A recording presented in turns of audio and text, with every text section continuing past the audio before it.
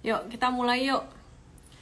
Kemarin ada berita bahwa Morgan Stanley tuh nurunin kastanya saham-saham di Indonesia. Di downgrade gitu. Jadi efeknya gimana? Ternyata nggak begitu signifikan. Nah, kita mau tahu ya, saham-saham apa aja sih yang ada di dalam indeks MSCI Morgan Stanley ini, baik yang Global Standard Index maupun Small Cap Index dan juga yang masuk ke EDU. Tapi sebelumnya kita mau review dulu IHSG hari ini gimana.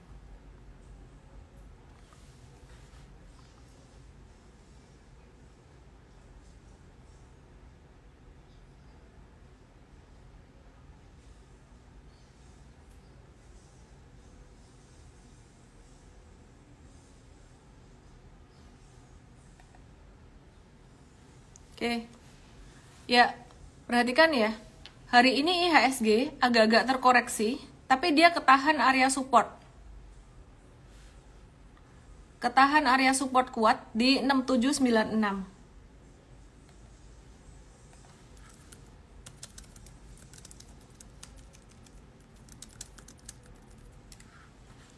Ya, di support kuat 6796. Di sini.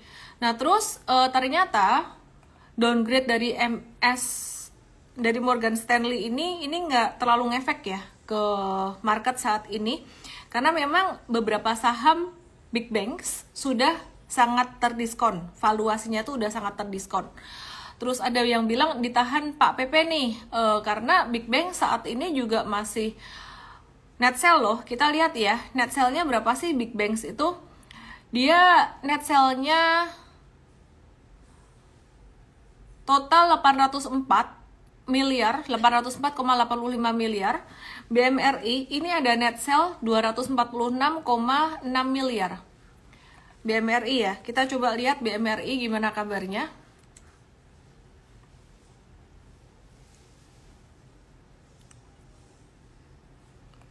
BMRI sesuai dengan antisipasi sebenarnya. Hari ini BMRI turun, ini nggak jadi masalah ya. Jadi ini BMRI turun, ini nggak jadi masalah sebenarnya. Aku nggak bisa matiin komen hari ini, nggak tahu kenapa.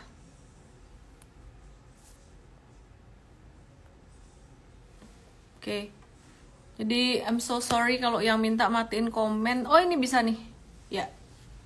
Jadi BMRI hari ini turun, itu udah sesuai dengan antisipasi dan prediksi kemarin, bahkan beberapa hari kemarin ya. Ini kan kena resisten, terus turun dan masih bisa terkoreksi lagi sampai ke 5750.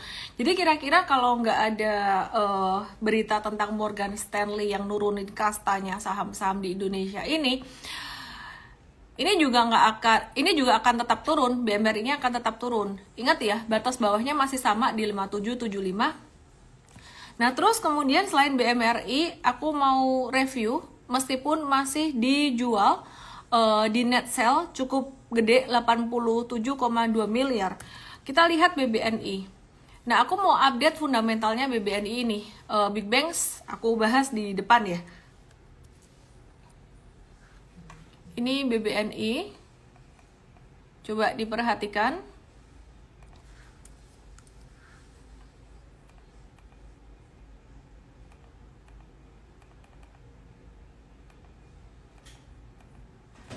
Supportnya di berapa coba? Kalau lihat kayak gini supportnya di berapa?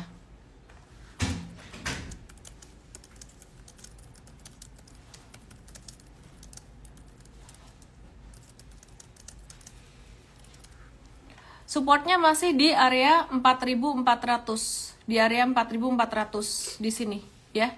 Jadi BBNI ini supportnya masih di area 4.400. Terus ada yang menarik dari BBNI nih. Menariknya apa ya BBNI? Bentar ya, aku sambil ngecas chargeranku ini, baterainya habis. Kita lagi travel, kita lagi di Surabaya. Tadi lihat mamanya Pak Hermanto Tanoko.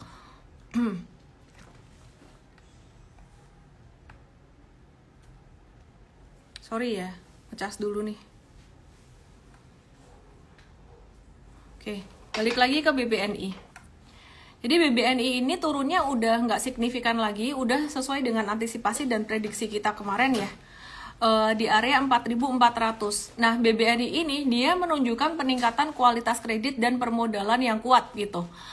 Artinya apa? Sebenarnya kalau kita ngelihat NPL-nya atau kredit bermasalahnya BBNI ini membaik gitu. Jadi dari 2,8% jadi 2, berapa ya? 2 bulat deh. 2 bulat jadi 2%. Dari 2,8 jadi 2%. Nah, ini BBNI kalau diperhatikan di sini ini bisa berpotensi untuk membentuk pattern double bottom. Berasnya entah kenapa nggak keluar, tapi ini dia berpotensi untuk membentuk pattern double bottom. Nah, sekalinya keluar banyak nih koneksinya yang butut ya. Sekalinya keluar gambarnya banyak coretannya.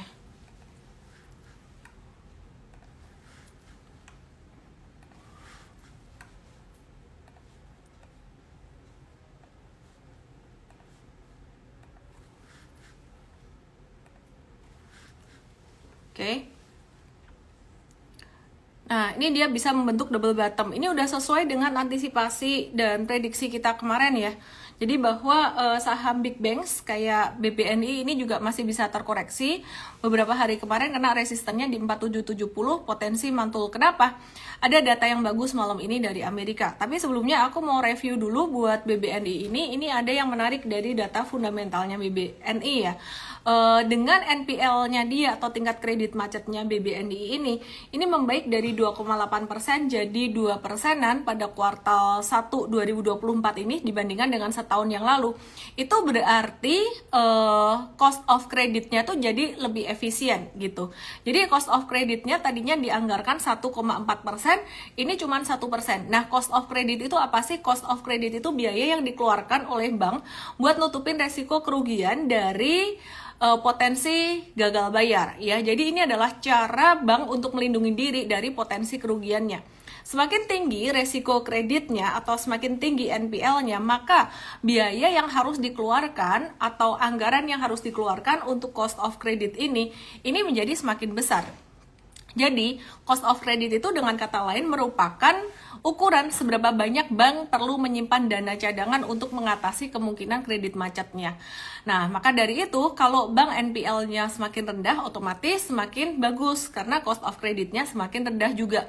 Nah, terus sebelum aku ke BBRI, ya tadi udah bahas BMRI dan juga ada BBNI, aku mau bahas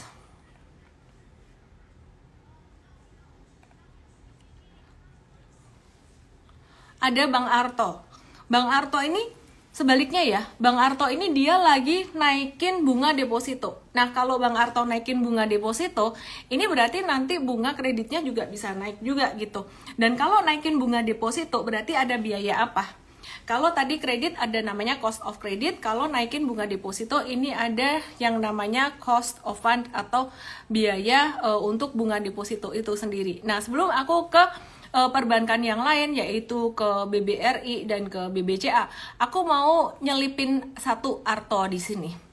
Nah, jadi untuk Arto sendiri ini secara technically itu memang tren turunnya udah terjadi lebih awal. Dia udah terjadi dari Januari 2024. Sedangkan untuk for big banks itu baru turun sekitaran bulan sekitaran bulan April kemarin. Jadi kesimpulannya sebenarnya buat Arto ini buat naik memang lebih susah ya. Dan secara fundamental saat ini big money mereka juga akan menyasar emiten-emiten big banks yang secara fundamental lebih kuat dan secara resiko lebih kecil ya. Dan valuasinya mereka juga agak-agak terdiskon. Jadi saat ini Arto belum. Untuk bank digital kita lebih memperhatikan BBYB. Meskipun BBYB saat ini dia balik sideways, beberapa waktu yang lalu BBYB kelihatan ada akumulasi, volume transaksinya tuh tinggi, 1, 2 ada volume transaksi tinggi, terus kemudian turun, di sini, ini turun normal ya, jadi di sini kita tetap menanti kalau ada momentum lagi buat BBYB. Kenapa? Karena kita ngelihat BBYB ini secara fundamental dia sudah mulai turn around dari rugi menjadi perlahan-lahan menjadi untung, oke? Terus kita akan lihat saham Big Banks yang lain seperti yang aku janjiin. Biasanya Big Banks aku taruh di belakang, kali ini Big Banks aku taruh di depan deh. Atau turun karena GoTo turun nggak? Perasaan Arto udah turun dulu sebelum GoTo turun kayaknya. Oke, BBYB udah, aku mau ke BBCA.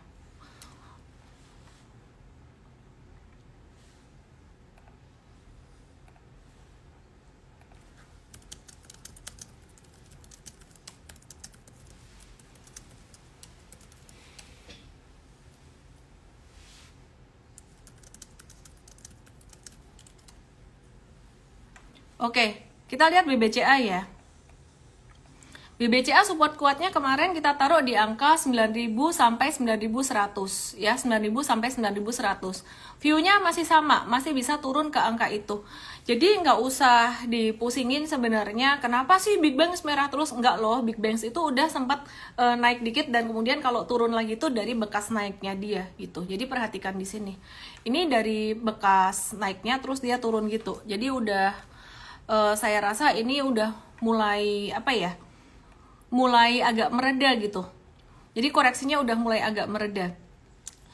BBRI yang terakhir, yang valuasinya menurut aku paling cengli banget dibandingkan dengan 3 perbankan besar lainnya. Iseng-iseng waktu itu bulan Mei aku ada ngobrol sama anakku, ngajarin dikit tentang saham dan ya dia asal nyeletuk aja sih, belinya bulan Juni aja deh. Kenapa? Karena ngelihat chartnya di monthly itu aku ngebandinginnya sama tahun 2020 kemarin, ya dia ngelihat patternnya masih bisa turun, just kayak intuisi aja sebenarnya. Oke ya, itu very simple dan ternyata bener juga nih, menarik juga ya. Jadi waktu itu ini mungkin sedikit edukasi juga untuk technical. Ada yang bilang technical itu sesat, technical tuh tidak berguna ya. Kenyataannya saya di market diselamatkan selama berapa tahun ya, dari tahun 2007 sampai sekarang. Terutama saya diselamatkan dari jebakan bandar atau jebakan Batman dengan menggunakan technical. Jadi yang dilihat adalah price and volume atau price and liquidity-nya gitu ya. Jadi kita coba lihat di sini. Kenapa BBRI di bulan Juni, padahal waktu itu aku maunya dia cepat-cepat kayak untuk beli gitu ya. Jadi perhatikan, aku bandingin sama di Maret 2020. Ternyata setelah guyuran lebat di Maret 2020, candlenya jatuh lebat di monthly. Di bulan berikutnya April tuh dia ada satu candle kecil kayak gini. Nah di bulan Juni ini potensinya juga kayak gitu. Ini candlenya kecil banget, ketahan di level 4.280. Dan kalian tahu nggak sih pemegang sahamnya BBRI itu lagi banyak banget. Ntar aku bahas ya, itu gimana efeknya dan artinya apa. Nah ini BBRI kalau dibandingin dengan tahun 2020 kemarin, di bulan April tuh kan sempat jatuh lumayan ya. Terus Mei-nya jatuh lagi, abis itu hijau. Nah, bulan Juni ini kira-kira potensinya bakalan kayak candle merah di April 2020 atau kayak candle hijaunya di Mei 2020. Kalau kayak candle di Mei 2020, artinya dia bakalan dibanting dulu, bisa sampai ke 3.800, abis itu ngekor.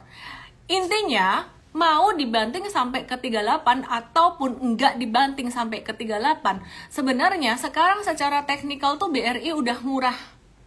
Secara teknikal BRI udah murah. Jadi kalau misalkan kamu beli di angka sekarang 4350, 4400, dia turun sampai ke 3830, nggak usah takut. Abis itu dia potensinya sangat besar untuk bisa mantul seperti yang terjadi pada 4 Mei 2020. Nah, ada beberapa sentimen yang positif sebenarnya buat BBRI ini, dimana satu, dari perseroan sendiri itu ada rencana untuk buyback. Kemudian yang kedua, direkturnya tuh juga ngebeli gitu ya, jadi beli saham BBRI-nya gitu. Dan satu lagi data yang cukup menarik, ternyata BRI itu sekarang merupakan saham setengah juta umat. Kalau saya bilang sejuta umat, ya setengah juta atau berapa sih? Sebentar, let me cek ya. Data.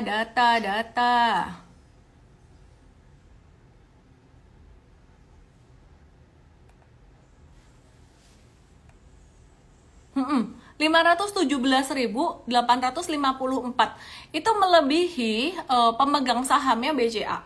BCA itu 362 ribuan. Dan yang ketiga itu GoTo 354 ribuan. Terus kemudian TLKM disusul dengan Antam.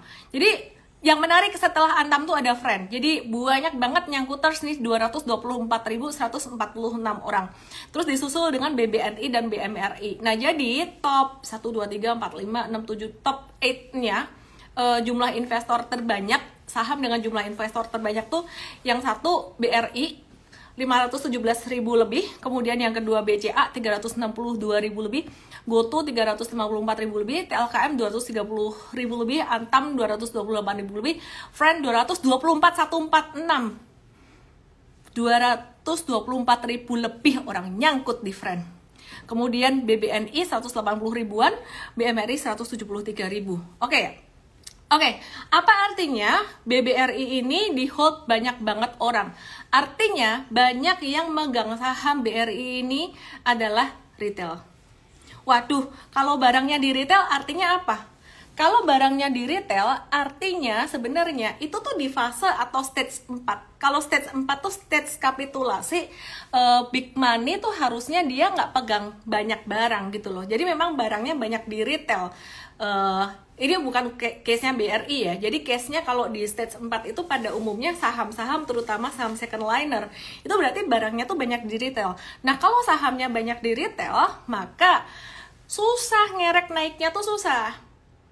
Itu kalau saham yang second liner gitu ya. Tapi kalau ini gimana nih? Barangnya banyak di retail, emangnya big money nggak tertarik ya? Big money emangnya tidak tertarik untuk beli BRI ini ya? Big money bisa tertarik untuk beli BRI dengan ngelihat valuasinya yang udah terdiskon. Jadi hari ini inflasi Amerika, kita nyambung ke data Amerika. Data Amerika yang aku perhatikan nih, info yang dikasih sama tim aku, jadi thanks to my team yang collect me this data baru aja tanggal 7:30 tadi. Inflasi Amerika tuh berhasil turun. Ya, dari 9 terus turun terus akhirnya 3,5, 3,4, dan sekarang 3,3% secara tahunan. Dan ini pertanda bagus, karena The Fed itu mau inflasinya turun sampai ke 2%. Kesimpulannya, apakah besok saham-saham perbankan, big banks ini bisa naik? Bisa banget ya, jadi ada potensi pantulan. Plus, melihat saat ini, big banks itu, ini BBRI, ini lucu nih, dia tuh ketahan terus di level 4330-nya tuh udah berhari-hari tuh ketahan di situ, nggak turun lebih rendah daripada 4330 dan 4310. 4310 jadi ekor, 4330 tuh jadi badinya ya. Jadi buat BBRI ini angka sekarang ini bisa jadi support daily. Tapi kalau kalian nanya support monthly-nya, tadi aku udah sebut sekitaran level 3830. Jadi kalian nggak usah takut. Kalau misalkan sekarang support daily-nya kejebol sampai ke 3830 di monthly, itu bakalan mantul cepet banget kayak terjadi di bulan Mei 2020. Tadi aku udah kasih lihat ya chartnya tuh kayak gimana. Sekarang udah sideways miss, kata Valentino Gave, iya sideways, tapi tetap kita antisipasi. Kalau misalkan breakdown, udah kasih tahu dulu, kalian nggak usah takut. Kalau berdasarkan Morgan Stanley Singapore for big banks masih overweight, aku agree banget, masih overweight dengan valuasi yang tinggi. Tapi melihat historical yang dulu-dulu punya, ngelihat zaman dulu-dulu punya, itu for big bank selalu valuasinya memang tinggi, terutama si Bank Capek Antri. Nah, Bank Capek Antri atau BCA ini sama juga, selain capek antrinya di banknya atau di ATM-nya, Bank Capek Antri ini juga kita capek antri valuasi murah. Jadi kadang-kadang valuasinya terdiskon sedikit aja, investor-investor tuh udah seneng. Meskipun aku kasih kongrat buat kalian yang dapat di pandemi kemarin, itu benar-benar valuasinya cakep banget. Oke ya, intinya kayak gitu. Dar 6588 dia mau all in ya, silahkan. Yang penting kalau misalkan ada tarikan turun ke 38-an, BRI kamu nggak usah takut. Dan kalau saya ditanya dari 4 big banks itu saat ini, aku sih ya fokusnya di BRI ya. Aku ngelihat valuasi gitu. Karena kalau di BCA sekarang valuasinya lagi tinggi gitu. Tapi BRI sekarang yang nguasain retail, siapa bilang? Memang jumlah investornya banyak, tapi saya percaya investor institusi pun mereka juga akan melihat ke sini gitu ya. Ada sentimen negatif sedikit-sedikit, tapi seperti cost of fund-nya naik, terus ada efek jadi dari judi online, bahaya banget ya judi online, samping efeknya ke situ ya. Tapi kita melihat itu efek jangka pendek aja dan efek dari pandemi. Waktu pandemi dulu ada keringanan hutang, dan saat ini keringanan hutang ini saya mencoba menyederhanakan bahasa yang rumit untuk teman-teman yang pemula ya. Jadi keringanan hutang itu sudah mulai kayak apa ya, keringanannya tuh dikurangin, jadi diperketat gitu loh. Jadi kalau misalkan ada beberapa kredit macet ya, I think that's normal dalam masa perbaikan. Oke ya, sama-sama Lina. Oke, sorry aku nggak bisa ngelihat semua komen, tapi di sini ada yang menarik. Andriku 89, kabar gembira US 10 years turun 4%-an. Itu menarik banget untuk diperhatikan. US 10 years bond yield itu selalu kebalikannya dari saham. Nah, menariknya kemarin pas US 10 years bond yield-nya sempat turun di tanggal 30 Mei sampai tanggal 5 Juni, pas itu Brent kena FCA, jadi kayak IHSG-nya ikut turun. Tapi Big Banks-nya naik. Nah, ini kebalikan banget nih dengan saham Big Banks Indonesia. Ya, ini hari ini tadi US 10 years bond yield itu turun, sehingga kesimpulannya saham Indonesia terutama Big Banks Indonesia yang tadi aku mention itu ada potensi bisa mantul gitu ya. Menurut prediksi saya, gimana hasil rapat The Fed? Wah, jangan pakai prediksi saya, kita pakai konsensus banyak orang deh. Jadi psikologi ini gimana sih, The Fed ini gimana? Perkiraannya The Fed belum akan nurunin suku bunga ya, jadi belum akan nurunin suku bunga. Nah, terus gimana dong kalau The Fed belum mau nurunin suku bunga? Kapan The Fed akan mulai nurunin suku bunga? Ya, The Fed akan mulai nurunin suku bunga itu beberapa analis itu memperkirakan sekitar bulan September. Ini main tebak-tebakan semua ya. Jadi kayak tebak-tebakan gitu, tapi keputusannya tetap di The Fed dan nggak ada seorang pun yang tahu. Kayak di bulan November tanggal 2 kemarin ya, itu tebak-tebakan aja. Dan akhirnya pas keluar beritanya baru dia naik. Kalau udah ada orang yang tahu, pasti naiknya pada tanggal 1 November atau 31 Oktobernya. Buktinya naiknya ya setelah The Fed ngomong, ketok palu gitu loh.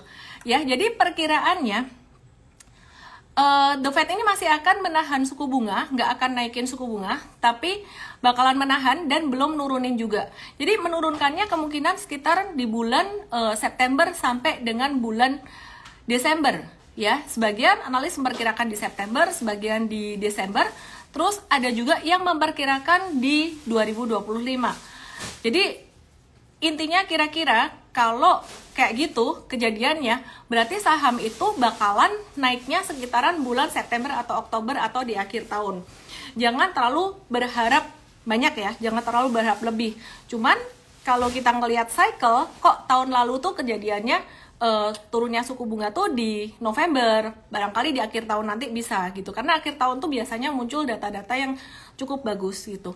Nah, jadi 22 institusi besar di Amerika itu dicek-cek-cek, mereka memperkirakan 12 diantaranya tuh memperkirakan di September, 12 di September, 5 di Desember. Cuman ya itu tadi ada yang bilang mereka bisa di prank sama The Fed, bisa nggak? Bisa, oke ya. Intinya nggak usah terlalu dipikirin. Nah, terus ada berita nih dari China. China itu lagi agak-agak slack sama Eropa. Kenapa? Karena China itu produksi dari kendaraan bermotornya dia, kendaraan apa ya, listriknya dia itu sangat luar biasa sekali. Ekspornya ke Eropa dan ke Amerika luar biasa banget sampai ngedisrupt Eropa punya production dan juga Amerika punya production. Sehingga di Eropa tuh mereka membuat satu kebijakan untuk melindungi produksi kendaraan bermotor listriknya dari dalam negeri gitu, supaya dari China itu nggak menguasai pasar gitu loh, karena murah banget dari China gitu, gila banget sih. Nah, jadi China nggak suka dengan kebijakan itu, jadi bisa terjadi ada perang dagang di situ ya. Nah, perang dagang ini bagus nggak sih sebenarnya? Kalau Indonesia tuh sebenarnya lebih diuntungkan kalau China yang perang dagang atau Eropa. Dua-duanya sebenarnya pakai produknya Indonesia, pakai produk batu bara dan komoditas dari Indonesia, termasuk juga metal, nikel dan sebagainya. Tapi China lebih banyak mengkonsumsi ekspor komoditas dari Indonesia.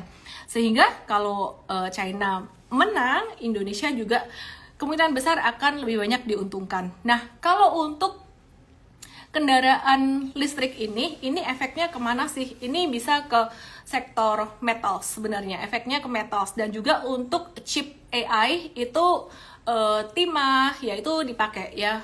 Correct me if I wrong, kayaknya nikel juga dipakai gitu. Tapi gak usah dipikirin semua itu, intinya semuanya balik ke chart, oke ya. Terus aku mau bahas saham yang lain. Sebentar ya. Aku mau bahas saham yang lain. Sabar. Aku cek. Tembaga paling berguna katanya. Kalau China nyerang Taiwan gimana? Taiwan kayaknya impor dari Indonesia nggak segitu gede nggak sih? Jarang sih di iniin ya. Jarang jadi headline juga gitu.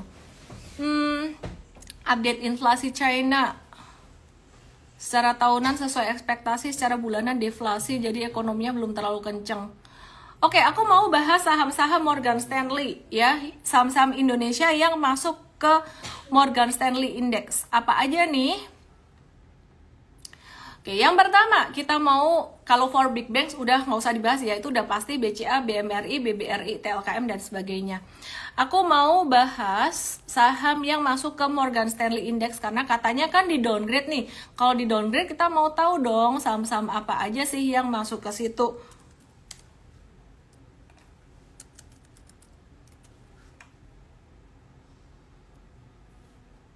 Oke, kita lihat. Yang pertama BCA, BMRI, BBRI, BBRI itu udah pasti, aku nggak bahas lagi, dimana tadi aku udah review. Aku mau kasih lihat TLKM nih. TLKM tuh gimana TLKM?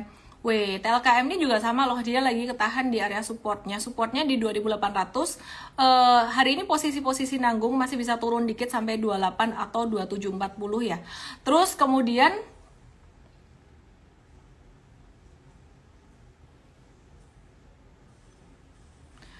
ya, TLKM ini kalau ditanya udah aman belum, tapi guyurannya udah mulai mereda, dia udah mulai sideways. Nah, pertanyaannya adalah, berita dari Morgan Stanley itu gak ngefek dong. Buktinya TLKM ini malah hijau hari ini. Sebenarnya lebih ngefek tuh kalau ada rebalancing. Kalau ada rebalancing MSCI, contohnya pada tanggal 31 Mei kemarin. Nah, kalau ada rebalancing atau perubahan isi dari indeks MSCI itu sendiri, itu pasti akan ngaruh banget ke harga sahamnya. Karena itu akan mempengaruhi isi dari portfolio fund manager reksadana gitu ya. Nah, saat ini dalam jangka pendek sih masih belum kelihatan pengaruhnya. Kalau misalkan dalam jangka menengah sampai terjadi breakdown ya just kita batasi resiko aja atau jangan beli dulu gitu.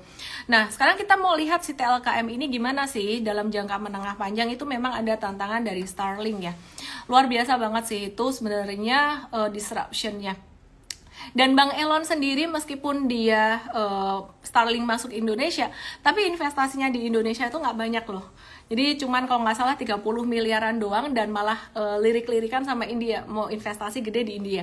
Jadi Bang Elon itu dia punya bargaining power itu lumayan gede gitu. Jadi jangan harap ya Bang Elon itu dia mau invest di Indonesia. Itu abang saya Elon Musk. Oke, ya perhatikan di sini, ini TLKM dia potensi ketahan di area 2810. Aku sih belum tertarik ya buat tradingin dia atau buat investingin dia ya. Jadi kalau kalian mau beli ini, tunggu aja dulu deh sampai 28. Ini kira-kira bakalan ketahan atau bakalan naik. Bakalan ketahan atau breakdown. Yang mau nitip sendal buat jangka menengah panjang punya upside seberapa banyak sih TLKM ini? Ya sama-sama lagi diguyur, big banks-nya juga lagi diguyur. Kalau duitmu lebih ya boleh ya beli TLKM, tapi kalau duitmu terbatas doang, ya belinya otomatis diutamain big banks dulu dong. Big banks-nya sebenarnya kalau boleh lebih spesifik itu BRI. BRI valuasinya belum terdiskon, baru valuasinya fair value. Kalau TLKM udah agak-agak diskon dikit.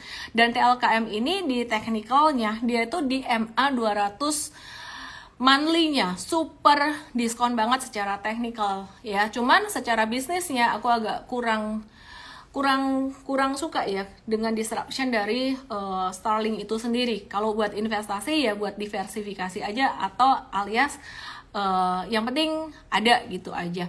Demikian pula dengan Astra International. Astra International ini ada tantangan yang lumayan sih sebenarnya buat Astra International, di mana penjualan mobil Astra International ini mencatatkan penurunan secara tahunan 12,5% dibandingin dengan tahun lalu. Tapi kalau secara bulanannya itu naik 54,1%. Kesimpulannya selama 2 bulan terakhir ini dibandingin dengan tahun 2023 kemarin, ini agak-agak slow down gitu ya. Jadi penjualan wholesale-nya mobil turun 12,5% dan penjualan ASII selama 5 bulan pertama 2024 itu turun 19,1% secara tahunan gitu. Mungkin kalian agak bingung dikit, ini kok satu 12,5, satu 19%, ini ya turun lah dibanding tahun lalu gitu. Meskipun demikian ya, penurunan penjualan ASII ini lebih rendah dibandingkan dengan kompetitor secara tahunannya. Jadi baik Mei maupun selama 5 bulan berturut-turut di 2024 ini turun tapi masih lebih bagus daripada kompetitornya gitu. Nah, Astra International sendiri secara teknikal saat ini lagi berada di area support dan berpotensi, kalau kemarin kalian ingat aku bilang ini tuh potensi membentuk J loh. J itu artinya J kebalik itu artinya dia naik terus jebol supportnya di 4290. Hari ini sakti dia ketahan support 4290 gitu ya. Jadi kalau memang dia ketahan support 4290, kalian mau buy on weakness untuk trading jangka pendek dengan upside atau potensi resistennya di 4600, kayaknya bisa nih. Tapi sama-sama begitu ya, big banks-nya sama-sama semuanya bentuknya hampir bentuk W semua gitu. Jadi ya kembali lagi sebenarnya prioritasnya yang mana. Dan nggak harus beli dan nggak harus average down, karena ada saham lain yang fundamentalnya juga lebih cakep. Nah, Astra International sendiri sebenarnya untuk long term investing, untuk value investing ini sangat murah sekali ya. Ini lagi sangat murah sekali. Terus kalau buat monthly-nya ini juga diskonnya tuh udah murah banget ya. Secara teknikal dia jauh di bawah MA200 secara fundamental valuation-nya dibandingkan dengan historical PE historicalnya dia juga lagi discounted gitu. Mau nitip sendal buat long term investing, kembali lagi seperti tadi halnya TLKM. Kalau kamu punya duit banyak dan kamu bisa diversifikasi boleh. Tapi kalau kamu duitnya nggak banyak dan kamu cuma bisa beli 1 atau 2 saham, balik lagi ke BRI dulu. Oke ya, disclaimer buat teman-teman yang masih pemula, sebaiknya kalian belajar dulu, jangan langsung dihajar beli. Oke ya. Terus khawatirnya market IHSG likuiditasnya drop. Maka dari itu sebenarnya nomor 1 yang paling penting banget adalah money management. Nah, aku udah di market itu sejak tahun 2007 udah mengalami naik dan turun gitu. Intinya selama 2007 sampai sekarang ini tuh banyak banget tantangannya. Berita tuh macem-macem. Peringkat utang Indonesia di downgrade lah segala macamnya. Tapi saya melihat selalu bisa kembali positif. Dan peluang trading itu selalu ada, dimana kalau trading itu nggak harus saham-saham berkapitalisasi besar atau saham-saham blue chip, saham-saham second liner pun bisa, tapi harus belajar dulu yang namanya money management. Artinya duitmu jangan diceburin di saham semua. Kesalahan terbesar orang dalam investasi atau trading di saham, forex, dan crypto US stocks adalah berharap terlalu besar dan duitnya diceburin semua di saham. Aku ngeliat yang di sebelah di tok-tok ini filternya keren banget loh. Nih di sini, tau nggak di sini gendut gini, di sini tuh bisa tirus banget. Diketawain anakku. Lihat nih. Ya ampun, ya Tuhan, ntar kalau kalian ketemu saya bingung lagi. Aslinya nggak begitu gitu loh. Sampai kapan di Surabaya? Besok aku terbang ke Bali. Oke. Bener banget kalau money managementnya bener, semua pasti aman. Aku cerita aja, jujur-jujuran, aku tuh ada nyangkut di LT udah bertahun-tahun, kalian pasti tahu juga. Karena aku beli di harga gocap, iseng-iseng nungguin dia mantul naik. Tapi ternyata gak naik juga. Terus kemudian dia turun terus, sekarang kena FCA juga udah bohwat lah. Jadi saham lucu-lucuan mau dijual di pasar nego juga udah susah gitu loh. Pelajarannya yang bisa didapat adalah nomor 1, ya untungnya nggak all in di situ. Pelajaran kedua adalah, aku matiin dulu komennya. Pelajaran kedua adalah, kamu nyangkut, itu boleh, rugi itu boleh, asalkan nominalnya kecil, ya kan? Nah, gimana caranya nominalnya jadi kecil kalau sekarang ini terasa banyak nominal itu? Ini agak-agak ngaco, tapi sebenarnya ini make sense. Artinya jangan dipaksakan. Maksud saya gini, Kalau sekarang nominal itu terasa besar buatmu, kamu kerja keraslah sampai kamu jadi lebih kaya, dan nominal nyangkut itu jadi terasa kecil di masa depannya. Oh kalau gitu nambahin modal terus. Maksud saya bukan kayak gitu. Kamu boleh nambahin modal kalau emang kamu benar-benar makin kaya atau uang dinginmu itu makin banyak. Nah kalau kamu nambahin modal sedangkan terus menambah modal memaksakan supaya si nyangkut itu persentasenya jadi lebih kecil, tadinya 50% dari portfolio, terus biar jadi 10% aku tambahin duit. Iya sih, secara matematika lebih kecil, tapi kamu nggak bisa ngebohongin dirimu sendiri bahwa sebenarnya kerugiannya makin besar. Nangkep ya? Intinya adalah jangan mendewakan investasi atau trading, tetap active income tuh penting.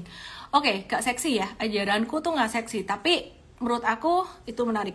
Oke, sekarang aku mau bahas saham investing. Saham investing ada yang menarik nih ya.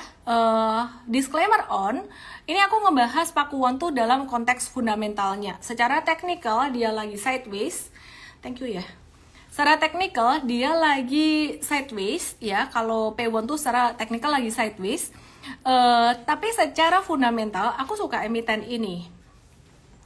Kenapa? Aku memperhatikan emiten ini tuh dia cash-nya digunakan dengan baik untuk pengembangan dan pengembangan terus. Pada masa pandemi dia malah beli beberapa mall dan hotel di Jawa Tengah. Dan sekarang dia tuh habis beli tanah di Semarang lewat anak usahanya PT Pakuwon Permai sebesar 121,7 miliar dan rencananya bakalan jadi kawasan super blok. Nah kalau udah kayak gitu tuh dia punya mall makin banyak, maka recurring income-nya akan semakin banyak juga. Kenapa? Karena tanah ini bakalan dibangun lengkap dengan mall, hotel, and apartment. Jadi menghasilkan duit terus, menghasilkan passive income buat mereka. Nah, FYI, hari ini Pakuwon baru aja ngumumin dividen tahun buku 2023. Totalnya 433 miliar, 21% dari laba bersih, atau yieldnya tuh kalau dari harga sekarang cuma 2,25% aja. Kecil, nggak usah buat dividen investing. Ngomong-ngomong soal dividen investing, aku mau nanya, kalian ada nggak yang dividen investing di Demas? Demas tuh tergolong rajin bagi dividen, tapi tahun ini dia nggak bagi dividen. Ada nggak di sini yang dividen investing di Demas? Ada yang sampai pindah ke Tok-Tok buat lihat yang katanya lebih tirus, ya nggak sih? Lebih tirus loh. Oke, ini ada yang invest di Demas. Ini ada yang invest. Nah, Demas nggak bagi dividen. Surprise. Ya, banyak yang surprise karena secara historikal rajin bagi dividen. Pelajarannya adalah itu adalah satu hal penting yang harus diantisipasi dan disiapkan oleh para dividen investor. Kalau kalian investasi di PTBA tahun lalu dapat berapa persen? 27 sampai 35% yieldnya tergantung harga beli kalian. Terus kalian investasi di PTBA tahun ini dapat sekitaran berapa persen ya? 13 variasi tergantung harga belinya kalian. Kalau harga terbaru 13, harga lama sekitaran 6-10% harga tahun lalu. Terus kemudian tahun depan apakah PTBA akan bagi dividen lagi? Tergantung. Tidak hanya tergantung revenue dan labanya, tapi tergantung juga dengan kemurahan hati dari manajemen.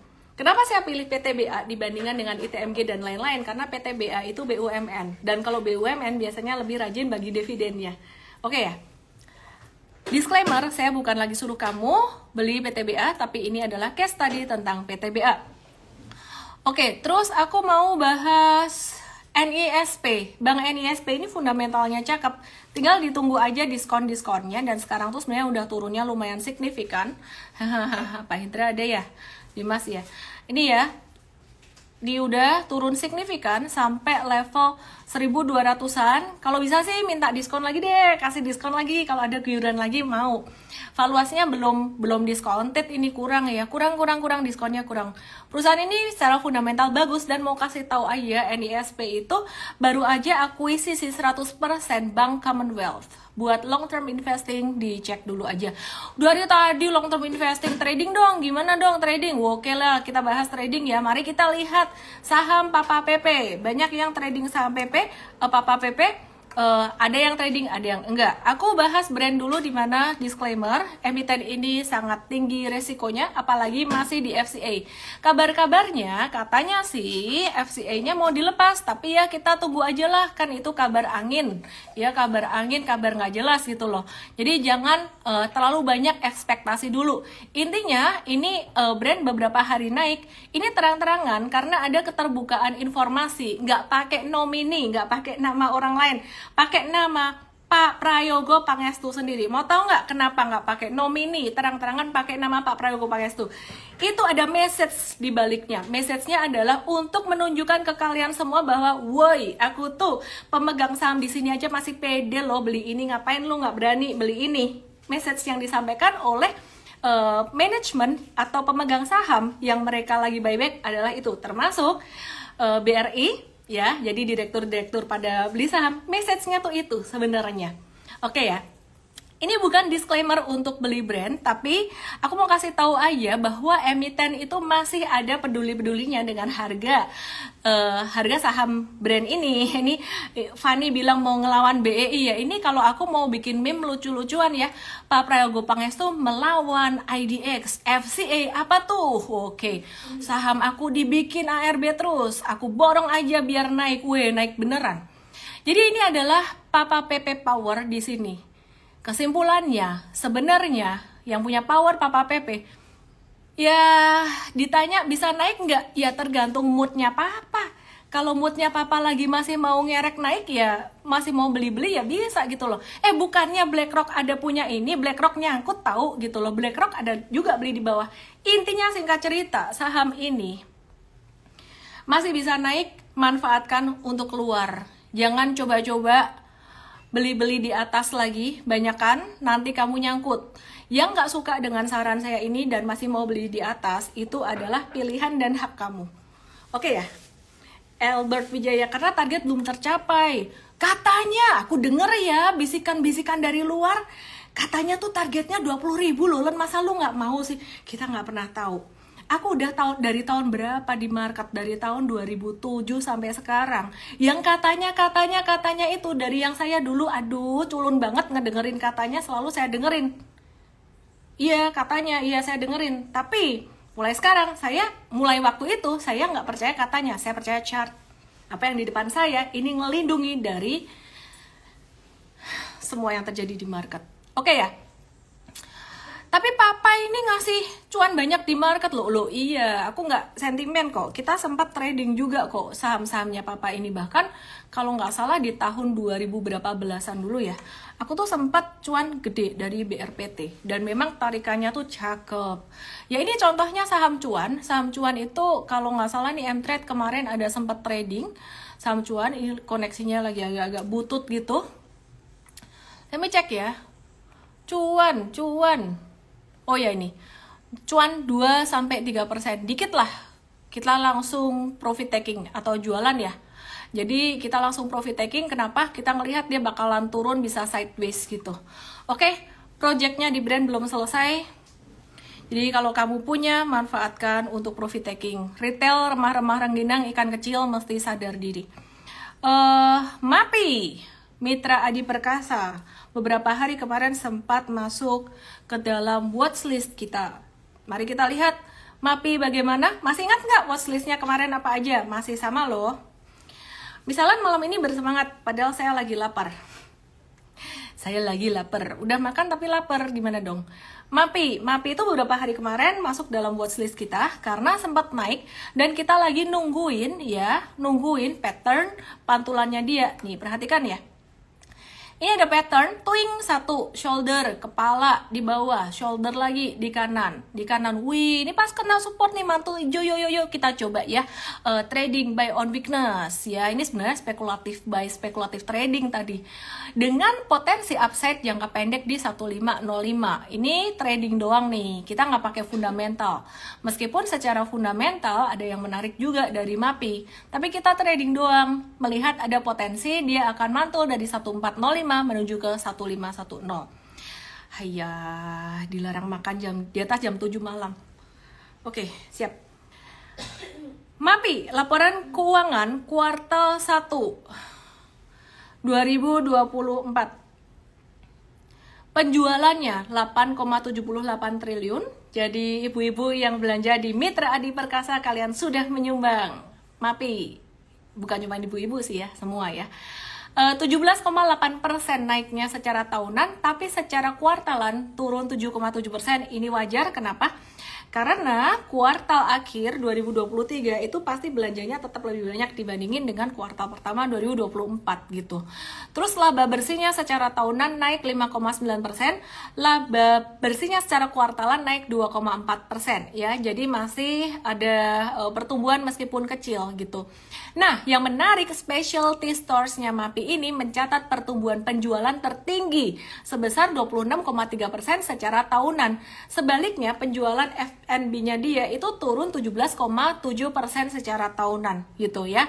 Nah, terus kontribusi penjualan luar negerinya dia itu juga terus naik mencapai 16%. Dan dia berencana untuk membuka 650 toko pada tahun 2024 dengan alokasi 25% untuk ekspansi luar negerinya, 40% dari MAPA.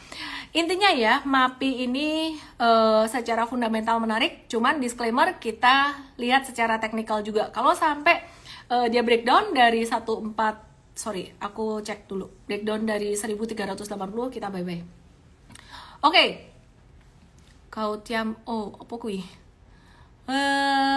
Insentif pajak di IKN luar biasa sih sebenarnya. Out of topic dikit, ada tax holiday 30 tahun, super tax deduction 350%, PPh 21 ditanggung pemerintah, PPh 0%, pembebasan PPN dan PPNBM. Sedikit saya tambahkan tentang downgrade-nya Morgan Stanley tentang saham-saham di Indonesia adalah karena mereka tidak percaya program makan siang gratis dan susu gratis dari Pak Prabowo. Mereka nggak percaya karena melihat program itu akan membahayakan kondisi fiskal Indonesia katanya. Tapi aku melihatnya berbeda. Aku meskipun dulu gak milih nomor 2, kalian tahu yang udah ngikutin aku terus, aku gak pilih nomor 2 karena urusan personal, jadi karena alasan personal gitu. Tapi aku melihat Pak Prabowo, Mas Gibran ya meneruskan project-project Pak Jokowi ini akan mengerjakan banyak hal despite of ada banyak pro dan kontra. Ada yang bilang banyak project sama dengan banyak korupsi, ya udahlah itu aku udah tutup mata lah gitu loh. Tapi intinya banyak project artinya perekonomian juga bergerak. Dan kalau perekonomian bergerak sebenarnya itu bagus buat Indonesia juga gitu loh. Saya harap sih sebenarnya korupsi makin ditekan ya. Intinya kalau ditanya saya percaya nggak dengan kebijakan-kebijakan ke depan Pak Prabowo dan Gibran ini, 60% saya optimis. Ya, jadi 60% saya optimis. Kira-kira kayak gitu. Nggak mau terlalu tinggi juga. Oke? Kenapa? Logikanya gampang. Cukong-cukong semuanya udah ngerapat ke dia. Dan kalau cukong-cukong ngerapat ke beliau-beliau ini, artinya ya mereka mau investasi buat melakukan sesuatu, buat berbisnis. Dan ketika the big nine, 9 naga ini mereka investasi, mereka berbisnis, artinya ekonomi gerak. Udah, itu aja deh. Kalau hutang negara pengaruh miss ke dunia saham, ya gali lubang tutup lubang ya. Oke? Hai. ESA, yuk kita lihat ESA.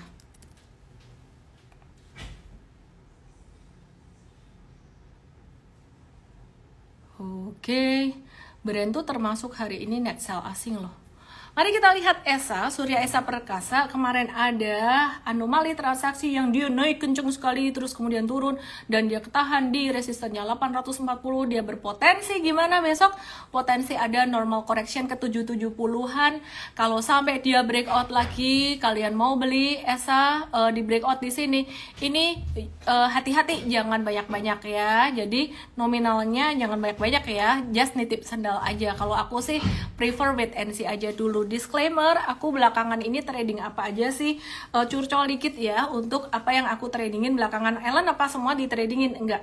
Jadi belakangan ini selama beberapa bulan terakhir ini fokus trading aku. Berapa waktu ini aku trading Sido tuh alasannya kenapa ini udah mundur ya, jadi jangan diambil sekarang ya, udah jualan. Alasannya kenapa ada di Mtrade dan Mtrade Academy. Jadi kalian belajar di situ ya. Terus kemudian Inco. Waktu itu aku trading Inco dan udah profit taking juga bareng dengan Mtrade. Bahkan Mtrade duluan, baru aku dapat signalnya dari Mtrade terus aku profit taking. Loh, masa sih? Bukannya kamu duluan lan gitu. Aku duluan atau Mtrade duluan karena aku baca signal Mtrade. Itu cara aku untuk mengevaluasi kinerja Mtrade-ku sendiri gitu ya. Terus saat ini aku lagi trading apa dong? Mtrade lagi trading apa? Yuk join aja di morning briefing Mtrade besok. Miss masih ada pegang Inco? Enggak, udah jualan kayak Mtrade. Ya, kita bahas di morning briefing besok ya, karena udah jam 9 malam. Aku mau pergi dulu cari makan dan salam profit. Semoga bermanfaat. Jangan lupa ada MVestart 29 Juni. Dan kalau kamu mau ikut MVestart, langsung aja DM aku yang di TokTok, DM aku. Kalau kamu yang di Igoy, lihat di sini ya. Ini di screenshot aja atau just DM aku di my profile. My profile itu ada tombol WA. Thanks semuanya. Selamat malam. Salam profit.